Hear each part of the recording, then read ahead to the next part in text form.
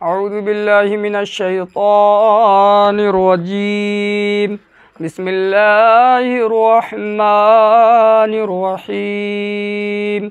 वमा अर्सलनाका इल्ला मुबश्शिरन व नज़ीरा।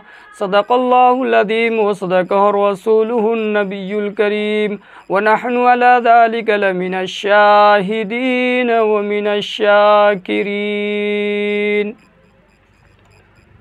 अल्लाह तबारक व तआला का बहुत बड़ा एहसान हुआ कि अल्लाह तबारक व तआला ने हम लोगों को इकट्ठा जमा होने की तौफीक अता फरमाई। हज़रात गिरामी, मैंने पढ़ा वमा अरसलनाका इल्ला मुबश्शिरन व नज़ीरा। अल्लाह के रसूल सल्लल्लाहु अलैहि वसल्लम की सीरत की किताबों में पढ़िए, अल्लाह के रसूल सल्लल्लाहु अलैहि वसल्लम की सीरत को देखिए और अल्लाह के रसूल सल्लल्लाहु अलैहि वसल्लम को कभी रास्ते में कांटे बिछाकर, पत्थरों से दबाकर, तपती हुई ज़मीन पर सुलाकर, आग के अंगारों पर लिटाकर, फांसी के फंदों पर चढ़ाकर, घर बाज़ार उजाड़ कर प्यारे रसूलुल्लाह सल्लल्लाहु अलैहि वसल्लम की आवाज़ को दबाने की कोशिश करने लगे, मगर हक़ की आवाज़ थी, रोज़ बरोज़ बढ़ती ही जा रही थी। मोहतरम हज़रात, मुहर्रम 7 नबी मुहर्रम का महीना था। मक्का के तमाम लीडरों ने एक मीटिंग की।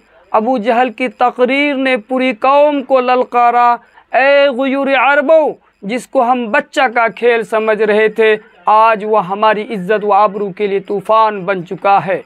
जिस दिन का चर्चा मोहम्मद कर रहे थे, उनके मानने वालों की तादाद रोज़ बरोज़ बढ़ती ही जा रही है।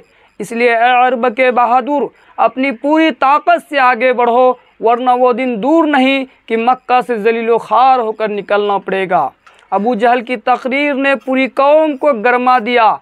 तरह तरह की तदबीरें पेश की गई। बड़ी देर बाद एक हौलनाक तदबीर पास हुई कि मोहम्मद और उनके मानने वालों को बिल्कुल बायकाट कर दिया जाए। उनसे ख़रीदो फ़रोख्त, सलाम व कलाम, लेन देन बिल्कुल बंद कर दिया जाए।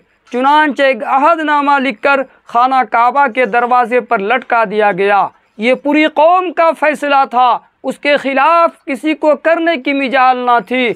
मुसलमानों को शब अबी तालिब में बंद कर दिया गया, रास्ते में पहरे बैठा दिए गए। मुसलमान में औरतें और बच्चे भी थे। खाने के सामान धीरे धीरे ख़त्म हो गए। वो दरख्तों के पत्ते भी ख़त्म हो गए, दरख्तों के खाले भी चबा चबा कर खा कर वो भी ख़त्म हो गए और लोग भूख से तड़पने लगे। औरतों की आंखें धंस गई, जवान भूख से चकराने लगे, फूल जैसे बच्चे माँ की गोदों में तड़पने लगे। उस घाटी का छोटा बच्चा कील अचानक आँख खोलकर अपनी माँ से कहता है, माँ मुझे बचा, वरना मैं भूख से मर जाऊंगा।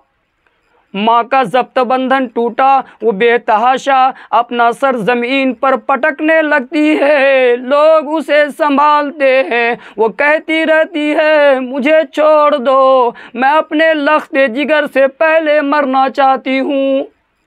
मोहतरम हजरात, कैसी संगीन घड़ी थी, कितना भयानक मंजर था, मगर रसूलुल्लाह सल्लल्लाहु अलैहि वसल्लम की बातों से मुंह न मोड़ा। आज हम रसूलुल्लाह सल्लल्लाहु अलैहि वसल्लम की गुलामी का दावा करते हैं तो सुन लीजिए, अगर हम नमाज पढ़ते हैं, रोज़ा रखते हैं, हज अदा करते हैं, ज़कात देते हैं, खैरात करते हैं, तो वाक़ई में हम दावे में सच्चे हैं, वरना हमारा दावा बातिल व बेकार है। किसी शायर ने क्या खूब कहा है, पहले मस्जिदें थी कच्ची तो पक्के थे नमाजी।